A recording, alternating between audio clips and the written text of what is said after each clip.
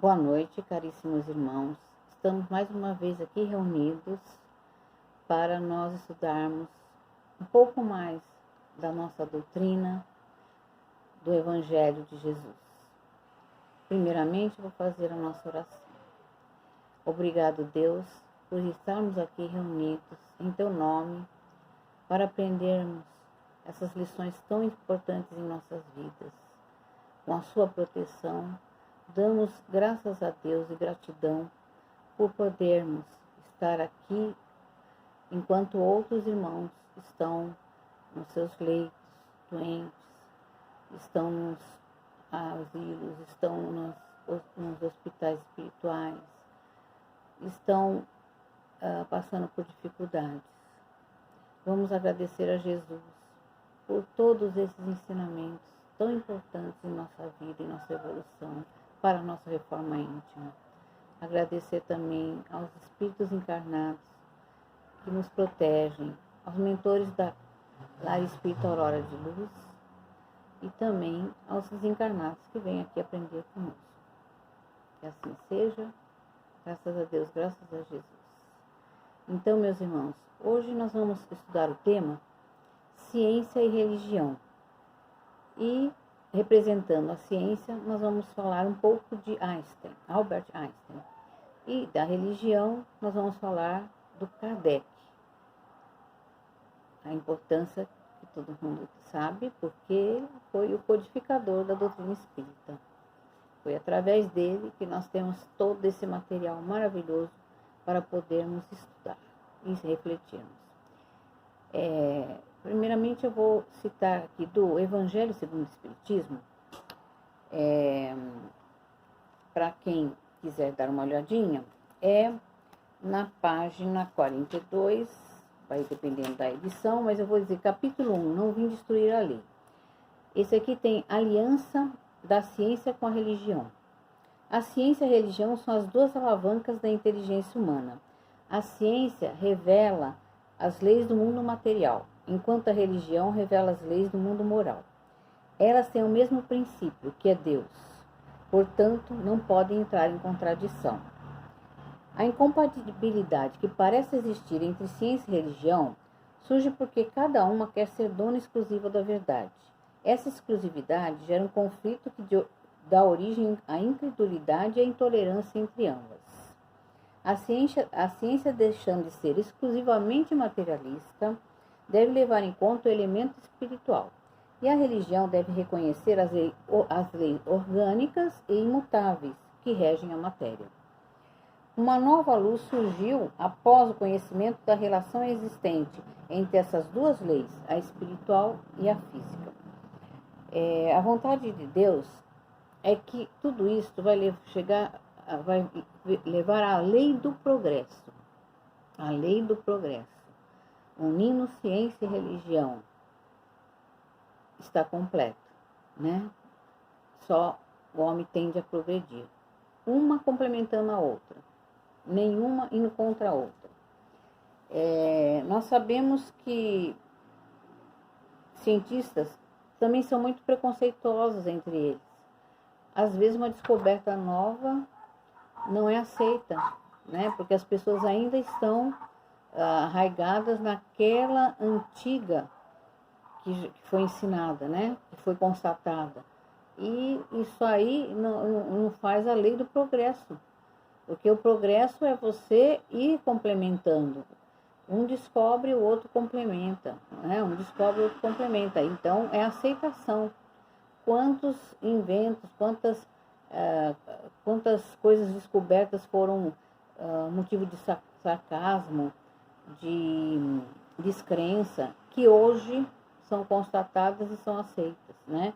Mas isso aí é o ser humano, né? O ser humano, porque não aceita o novo, tem dificuldade em aceitar o novo, ou até por motivo de inveja, né? E nós sabemos que o materialista, né, um anatomista, ele pode procurar alma num corpo, num cadáver. Ele nunca vai achar. Ele pode usar o bisturi que ele nunca vai encontrar, porque ele só vê o material, né? nós sabemos que tudo que foi rejeitado hoje é aceito, né? Pela ciência, foi comprovado, mas teve que passar por muitos dissabores, né? Falando sobre dissabores, todos nós temos, não é? Independente da importância que nós temos perante a sociedade, todos têm seus dissabores. E temos que ter perseverança. Então, nós temos como exemplo de perseverança, lógico, Kardec foi um exemplo, né? Porque depois de tantas críticas, tantas descrenças, ele continuou com com a sua pesquisa científica, né? Ele foi um cientista autodidata, né? E nós vamos falar hoje de Einstein também, porque também sofreu preconceitos, né? E de várias maneiras.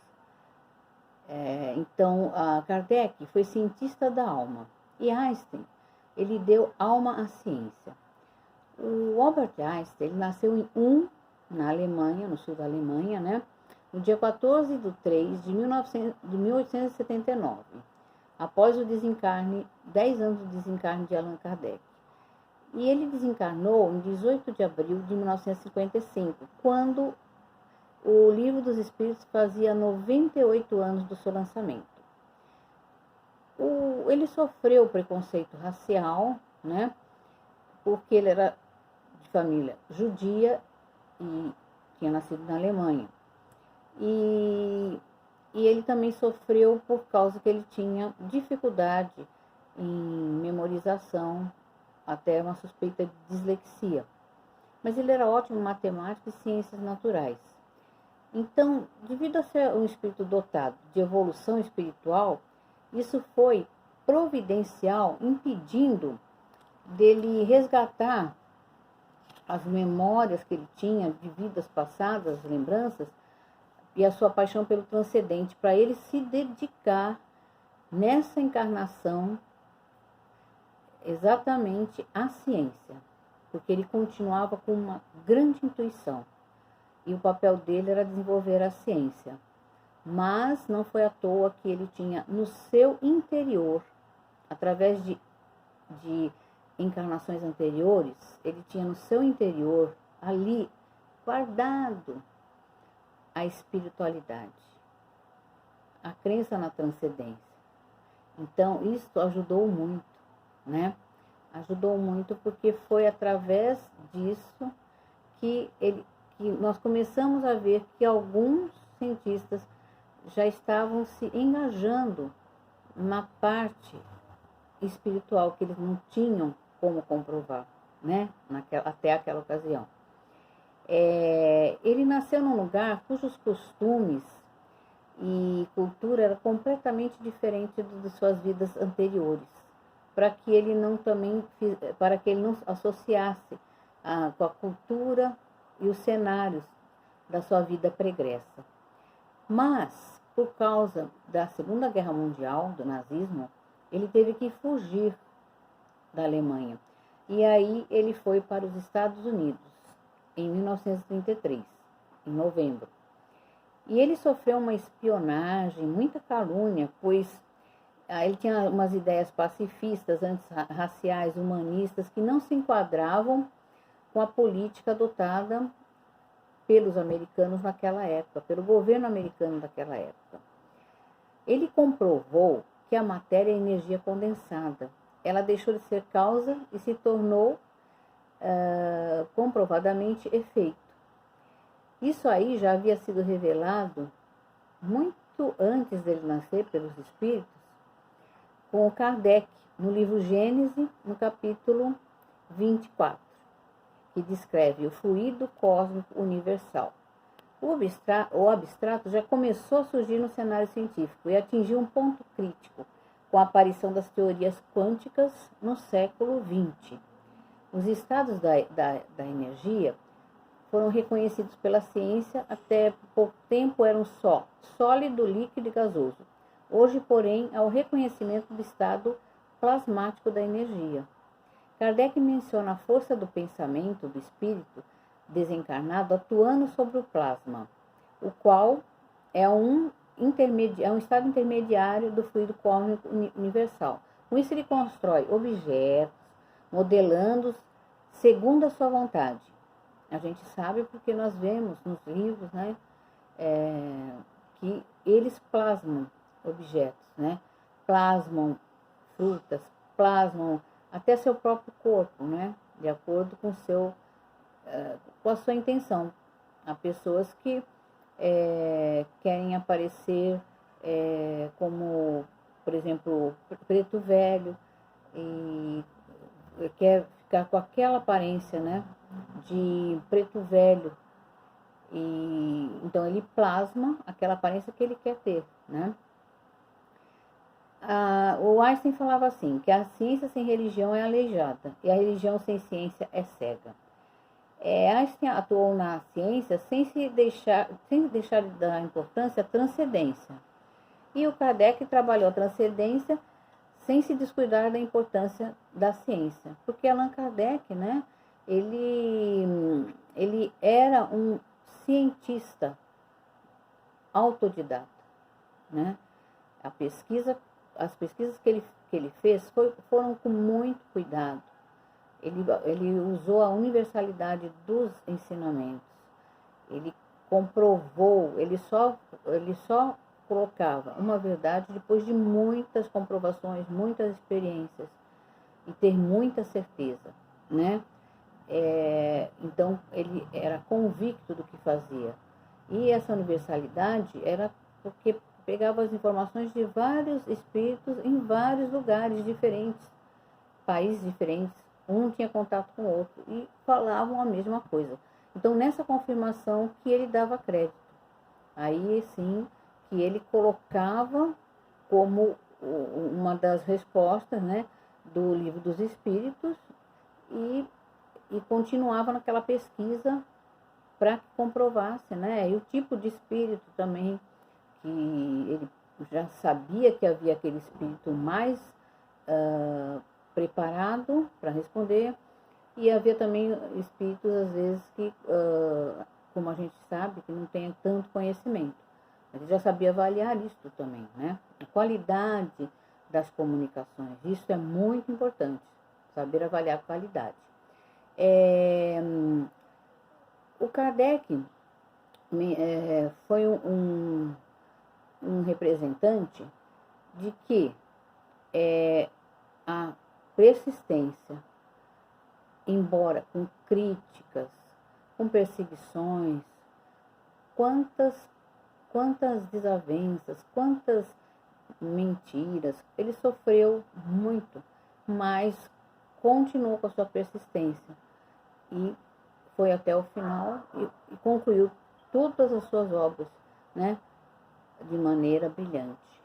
Então, persistir, né, independente do que ocorra, das críticas, porque as pessoas que mudam os paradigmas são criticadas, né? Nós temos o maior exemplo, Jesus, né? Quanta crítica, quanta mentira, quanta calúnia em cima de Jesus. Einstein também sofria muita calúnia, né? E, inclusive, sempre foi passado que Einstein era um ateu, e não era, não é? Então, foi uma pessoa que ganhou um prêmio Nobel em 1921 pela sua inteligência, né? Que se diferenciava. O cérebro dele, quando ele desencarnou, foi até estudado para ver o que havia naquele cérebro que diferenciava de outras pessoas, né? Mas o cérebro dele foi feito através do seu perispírito. Ele já era um espírito evoluído. Então, ele já trouxe esta missão, né, da evolução. Tinha seus dissabores, mas continuava ali na luta. Existe uma carta do Albert Einstein que vai mostrar como que não tem nada a ver a algumas afirmações que a gente ouviu por aí, que ele não acreditava em nada, né? Em Deus. Então eu vou ler para vocês. A opinião comum de que sou ateu repousa sobre um grave erro de quem a pretendeu deduzir das minhas teorias científicas. Não as entendeu. Não há oposição entre ciência e religião, apenas há cientistas atrasados que professam ideias que datam de 1880. Creio em um Deus pessoal e posso dizer que em minha vida nunca cedia a uma ideologia ateia. A minha religião consiste em humilde admiração desse espírito superior ilimitado, que se revela nos menores detalhes, que podemos perceber com os nossos espíritos frágeis e incertos. Essa convicção profundamente emocional, na presença de um poder racionalmente superior, é que revela no incompreensível universo, é a ideia que faço de Deus. Então, aí demonstra, né, que ele tinha a espiritualidade intrínseca nele. Que afirmar que, porque ele era cientista, ele só via matéria na sua frente, né, não é verdade. Então, é por isso que a gente fala que ele foi um exemplo e foi a possibilidade da união, de começar a ciência e a religião se unirem, né? Cada uma no seu papel, mas é um complemento, uma complementando a outra. Agora eu vou ler para vocês o texto do Vivendo o Evangelho do André Luiz. Aqui um resumo muito bom sobre a religião, a fé e o conhecimento. A religião e a ciência são fontes de bem-estar na experiência diária. Ciência extirpa o tumor. Religião trata a descrença. Ciência previne a epidemia. Religião afasta o desespero. Ciência pesquisa o universo. Religião revela a eternidade. Ciência sossega a dor. Religião alivia a aflição. Ciência produz o conforto. Religião promove a paz. Ciência elimina a infecção. Religião controla o instinto. Ciência cura enfermidades. Religião resolve imperfeições. Ciência melhora o mundo. Religião aperfeiçoa a alma. Ciência prolonga a vida física. Religião aponta a imortalidade. Ciência é o saber provado. Religião é a ideia revelada. Ciência e religião devem se entender para o bem de todos, pois o conhecimento sem fé conduz ao fanatismo científico e a fé sem conhecimento ao fanatismo religioso. Ciência é a fé do conhecimento, religião é o conhecimento da fé. Então, meus irmãos, nós temos todas essas informações porque nós sabemos que a humanidade está caminhando para um mundo de regeneração. Então, esses conhecimentos serão fundamentais para a vida, para uma vida mais saudável, uma vida com mais amor, uma vida que eu sei que o meu irmão é ligado a mim. Nós todos somos ligados uns aos outros. Não existe separação.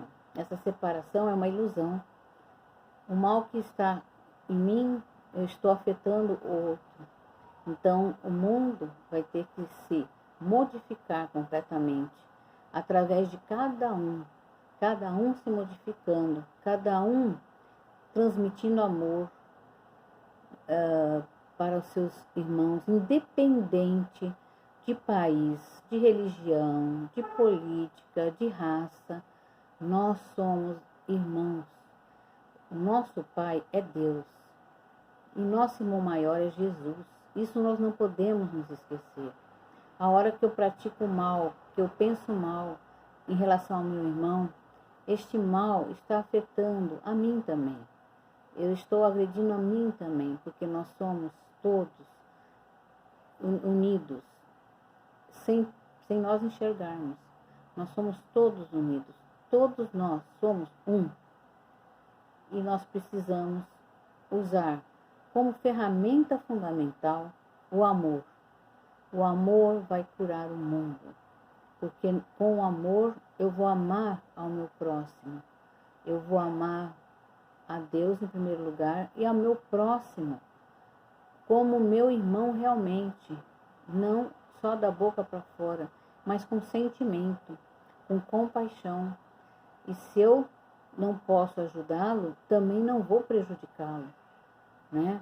Se eu não posso ajudá-lo, eu não prejudico, porque às vezes as pessoas fazem umas maldades para o próprio irmão, né? E sem consciência. A gente tem que pensar no outro, que o outro vai sofrer, que aquilo aliás, aquilo tem que ser uma empatia para mim. Eu sentir que o outro vai sofrer com aquela minha atitude, mudar a minha atitude, mudar as palavras que eu vou falar, mudar as minhas crenças que são preconceituosas, ver que todos somos iguais.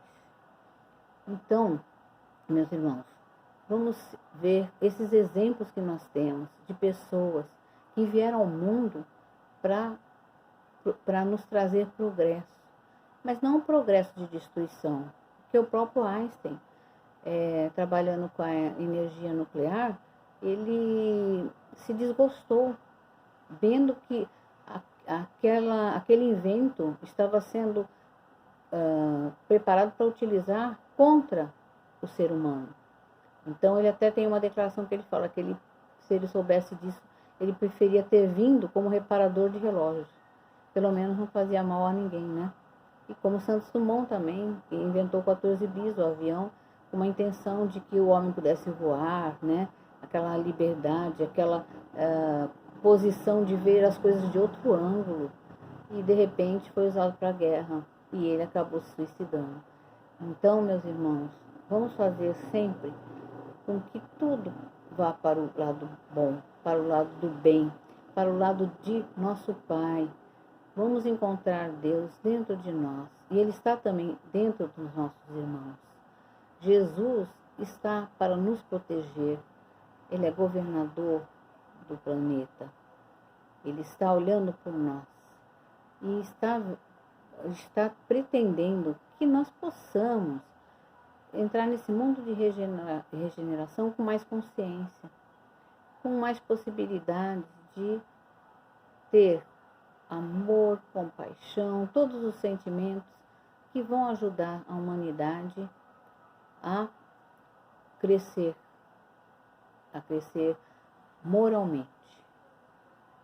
Então agradeço a todos por estarem aqui comigo, escutando um pouquinho mais dos ensinamentos que nós temos de Jesus, dos nossos autores, e que possamos aplicar toda essa vontade, essa perseverança de melhorarmos em nossas vidas, que possamos ajudar todos os irmãos que estão sofrendo neste momento por causa da pandemia, que possamos dar uma palavra de carinho, de alegria, de esperança, que possamos ouvir mais aquele que está sofrendo e que possamos orar por todos, independente se nós gostamos, temos simpatia, todos merecem nossa oração, porque aqueles que estão sofrendo, se nós estivéssemos no lugar dele, como é que seria? Nós temos que nos colocar no lugar do nosso irmão. Então, meus irmãos, fiquem com Deus, que vocês tenham principalmente saúde neste momento, seus familiares, seus amigos também, e vamos nos ajudar uns aos outros. Nós viemos aqui neste mundo para nós melhorarmos e para nós ajudarmos nossos irmãos a melhorarem também, a terem uma vida mais digna, a terem mais alegria de viver. Vou fazer a oração de encerramento. Obrigado, meu Deus, por todos esses momentos que nós passamos, através do seu Filho, do nosso irmão, Jesus, os seus ensinamentos, que tanto nos ajudam em momentos tão difíceis. Vamos agradecer ao mentor por dar espírito aurora de luz. Vamos agradecer aos espíritos que nos intuem, nos protegem. Vamos agradecer aos desencarnados, que estão sempre também junto a nós, querendo aprender um pouco mais para a sua evolução. Que nós possamos interagir mais com amor e que não nos esqueçamos que tudo isso passa. Que nós vamos conseguir vencer todas as nossas mazelas, segurando na mão do nosso Pai. Que assim seja. Graças a Deus, graças a Jesus.